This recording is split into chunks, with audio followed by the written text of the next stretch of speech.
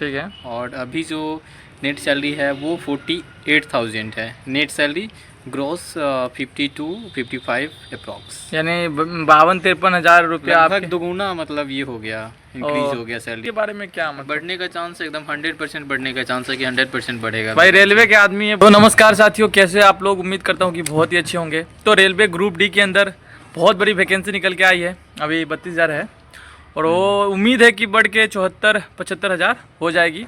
और हमारे साथ आज है mister Alok Patel, railway group D selected है और अभी टेक्नीशियन के तौर पे काम कर रहे हैं। चलिए आज इनसे बातें जो नॉर्मल क्वेश्चन होते हैं ग्रुप डी के स्टूडेंट का, जो भी क्वेश्चन होता है उनके मन में जो डाउट्स रहता है सिलेक्शन के लिए, सिलेक्शन के बाद, सिलेक्शन से पहले, ठीक है, ओवरऑल सभी चीज़ों पे डिटेल में बात करेंगे। तो सबसे पहले आप अपना थोड़ा सा इंट्रोड्यूस दीजिए शॉर्ट। मेरा नाम आलोक हुआ। जो मेरा जो फर्स्ट पोस्टिंग है वो सिमरिया स्टेशन पे हुआ था, ठीक है। ईसीआर में, सोनपुर डिवीज़न में। कौन से ईयर में? वो 30 दिसंबर 16 को मेरा ज्वाइनिंग हुआ था।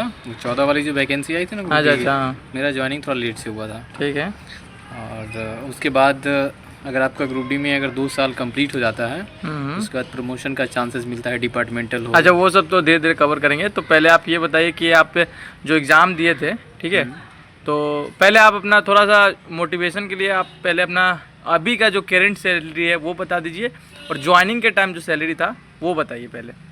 स्टार्टिंग का उस समय डीए वगैरह थोड़ा कम था, ठीक है। और तो उस समय लगभग 25,000 आए थे 30 दिसंबर 16 को, जिस टाइम मैंने ज्वाइन किया था। इन हैंड नेट सैलरी, ठीक है। और अभी जो नेट सैलरी है वो 48,000 है। नेट सैलरी ग्रॉस 52-55 अप्रॉक्स, यानी 52-53 हज़ार रुपया लगभग दोगुना मतलब ये हो गया, इंक्रीज हो गया सैलरी में। और अभी जो 52-53 हज़ार इन हैंड सैलरी आ रहा है? नहीं, ग्रॉस सैलरी है। नेट सैलरी इन हैंड जो आ रहा है ना वो 48,000। 48। तो 48,000 कम नहीं है अभी? जो मतलब सी ग्रुप का जो जॉब होता है उसका 48,000 सैलरी अभी सही। मिलता है, ठीक है। तो आप ग्रुप डी को ग्रुप डी समझने की गलती तो बिल्कुल ना कीजिए, क्योंकि ग्रुप डी नहीं रहा। कोई भी गवर्नमेंट और सेंट्रल गवर्नमेंट की खासकर जो वैकेंसी रहती है, तो कोई भी गवर्नमेंट जॉब छोटा नहीं होता है। आजकल जो गवर्नमेंट जॉब का एक क्रेज़ है वो अलग ही लेवल पे है। तो ग्रुप डी की भी जॉब आपको मिलती है तो बहुत बड़ी बात है। तो अब हम इनसे बात करेंगे, थोड़ा इनकी प्रिपरेशन, इनके जर्नी के बारे में बात करेंगे कि किस हिसाब से इनका जर्नी रहा, स्ट्रगल फेस किए कि नहीं किए, कि आसानी से हो गया और कितना नंबर लाए थे, किस जोन से भरे थे, सारा चीज़ बात करेंगे। तो आप अपना थोड़ा प्रिपरेशन, जब प्रिपरेशन करते थे उस दौरान थोड़ा सा बताइए कि किस हिसाब से प्रिपरेशन किए थे और आपका जो मार्क्स था वो कितना आया था और कट ऑफ कितना था आपके जोन का?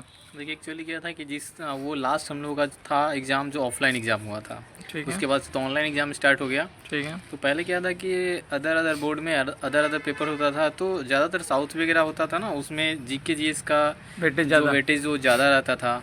फिर अपना ये पटना जो जोन है ईसीआर, इसमें थोड़ा मैथ्स का वेटेज ज़्यादा रहता था। ठीक है। उस टाइम हम लोग ग्रुप डिस्कशन करते थे, और ग्रुप डिस्कशन बहुत ही बेस्ट होता है सबके लिए। और ग्रुप डिस्कशन से ही मेरा रिजल्ट हुआ, और उस समय कट ऑफ तो ये क्लियरली नहीं, नंबर तो नहीं शो किया गया, लेकिन अप्रॉक्स मेरा जो था 84 मार्क्स मतलब आ रहा था आउट ऑफ 100। अच्छा, कट ऑफ का कुछ मतलब ऐसा? कट ऑफ मतलब वही लगभग 82 के आसपास गया था ओबीसी का। और आपका 84 था? 84 था। अच्छा, क्वेश्चन का लेवल कैसा था? मतलब 100 में बच्चा कितना नंबर ला सकता था, जो एवरेज बच्चा होगा वो? एवरेज तो 75 तक, 70 तक सब जाता है। बस वही 5-6 क्वेश्चन से ही उनका सिलेक्शन होता है। वो 5-6 क्वेश्चन अगर सही से कर ले तो फिर उनका सिलेक्शन हो जाता है। एवरेज 70 तक, जो अच्छा पढ़ने वाला है वो मतलब एवरेज 70 तक, 75 तक। हाँ। मतलब क्वेश्चन में उतना कुछ नहीं रहता, उतना नहीं था मतलब, क्योंकि अभी आप देखें थोड़ा सा हुआ है, क्योंकि 2019 का जो एग्जाम है उसमें साइंस का वेटेज बढ़ा दिया है, ठीक है, और उसके अलावा जीके जीएस का थोड़ा वेटेज बढ़ा दिया है। उस टाइम भी साइंस का वेटेज रहता था, मैथ्स का वेटेज थोड़ा ज़्यादा रहता था ईसीआर में। अच्छा, साइंस के लिए जो बच्चे कहते हैं कि Lucent is enough for that, मतलब लूसेंट के अलावा भी कुछ एक्स्ट्रा करना पड़ा था क्या आपको लूसेंट के अलावा?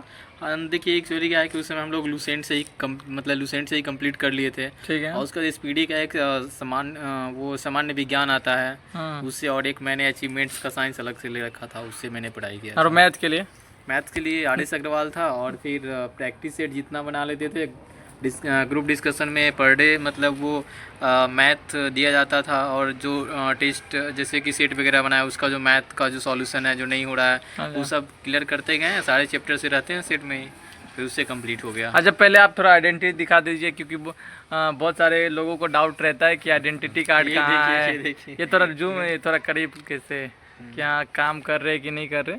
और ये इनका आइडेंटिटी कार्ड है, ये जो कि ग्रुप डी 2014 में बहाल हुए थे, अब टेक्नीशियन के पोस्ट पे है, ठीक है। तो अभी इनका जो ये है वो मतलब कितना अभी टेक्नीशियन 1 है। टेक्नीशियन में भी 3 तरह के होते हैं। अच्छा, प्रमोशन के बारे में भी लगे हाथ बता दीजिए कि किस हिसाब से प्रमोशन। देखिए, अगर आप ग्रुप डी में स्टार्ट मतलब ज्वाइन करते हैं, जैसे कोई भी डिपार्टमेंट हो, तो वो आप 2 साल जैसे ही आपका कंप्लीट होगा तो हर एक डिपार्टमेंट में, जैसे कोई पॉइंट्समैन बनता है, कोई CNW में हेल्पर बना, कोई पॉइंट्समैन बना, मतलब जो भी डिपार्टमेंट है, इलेक्ट्रिकल में जाता है, मैकेनिकल में जाता है, तो सबका है। उसमें अगर 2 साल वो कंप्लीट कर लेता है तो उसका डिपार्टमेंटल जो एग्ज़ाम होता है ना, उसमें अपीयर हो सकता है। अच्छा, उसमें 2 तरह का आता है, एक GDC आता है और एक LDC आता है। तो GDC जो होता है उसमें उस पूरे जोन का होता है।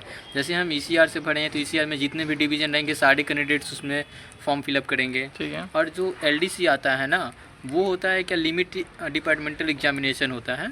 उसमें क्या होता है कि जिस डिपार्टमेंट में हैं आप, उसी डिपार्टमेंट के और उसी डिवीज़न के लड़का लोग बढ़ेगा, तो वहाँ बहुत कम कंपटीशन रहता है। थोड़ा बहुत मतलब कि जो पढ़ते रहता है और डिपार्टमेंट से रिलेटेड कुछ क्वेश्चंस आएंगे, उनका इजीली प्रमोशन। यानी कहने का मतलब है कि आप अंदर रह के थोड़ा बहुत पढ़ाई करके डिपार्टमेंटल के थ्रू ज़्यादा तेजी में प्रमोशन ले सकते हैं। और वैसे अगर नॉर्मल बच्चा अगर पढ़ाई नहीं करेगा तो सिर्फ मतलब सोचेगा कि 3-4 साल 5 साल बाद प्रमोशन होगा, तो उस तरीके से क्या होता है क्या मतलब अगर नई कंपटीशन देके अंदर में जाके कोई एग्जाम नहीं देके मतलब डायरेक्ट ज्वाइन, डायरेक्ट भी होता है बट उसमें थोड़ा टाइम लगता है, जैसे नेटिव वगैरह सब भी आता है, थोड़ा उसमें एक्स्ट्रा टाइम, अगर आप पढ़ने वाले हैं तो थोड़ा मेहनत करके आप उसमें क्या कर सकते हैं, जल्दी से प्रमोशन ले सकते हैं, यही ना। अच्छा, चलिए, अभी जो मतलब करंट का जो एग्ज़ाम अभी आने का इसका चांसेस है, अब तो रेलवे के अंदर करंट अभी ग्रुप डी का जो नोटिफिकेशन और नोटिस जो आया है जो 32,000 का है, ये अभी तो 32,000 है बट बढ़ेगा ये। अच्छा, ये ITI और नॉन ITI का बहुत बड़ा चक्कर चल रहा है कि ITI वालों बच्चे जो है, नॉन ITI वाला जब मतलब सीट कम है, तो अभी जाहिर सी बात है 5,000 है नॉन ITI, और ITI वालों के लिए बहुत सीट है। तो आगे जो वैकेंसी बढ़ेगी अगर, तो उसमें नॉन ITI का मतलब ज़्यादा ये सीट आएगा या फिर ITI वाले कहीं आएगा? देखिए, ये कहना तो मुश्किल है, लेकिन फिर भी चांसेस है कि अगर बढ़ेगा तो सारे पोस्ट ITI वाले के लिए बढ़ेगा, और ये नॉन ITI दोनों मतलब हाँ फिर उनका भी बढ़ेगा। मतलब परसेंटेज के अकॉर्डिंग जैसा अभी है वैसे ही बढ़ेगा। हाँ, बस। अच्छा, बढ़ने का जो चांस है उसके बारे में क्या मतलब? बढ़ने का चांस एकदम 100% बढ़ने का चांस है कि 100% बढ़ेगा। भाई, रेलवे के आदमी ये बोल रहे हैं तो मानना पड़ेगा, बढ़ेगा तो बढ़ेगा। तो आप लोग तैयारी करें बिल्कुल, ITI वाले के लिए बहुत ज़्यादा सुनहरा अवसर है, ठीक है। अच्छा, रेलवे अभी क्या करता है, कैलेंडर जारी करता है, तो उसके अकॉर्डिंग भी बच्चे अपना देख सकते हैं कि हाँ आने वाला एग्ज़ाम है वगैरह वगैरह। तो चलिए, बेस्ट ऑफ लक, और आप तैयारी करते हैं। आपके मन में किसी तरह का कोई डाउट है ग्रुप डी, टेक्नीशियन, JEE वगैरह किसी भी एग्ज़ाम के लिए रेलवे के अंदर, तो आप कमेंट सेक्शन में पूछ सकते हैं। तब तक के लिए जय हिंद।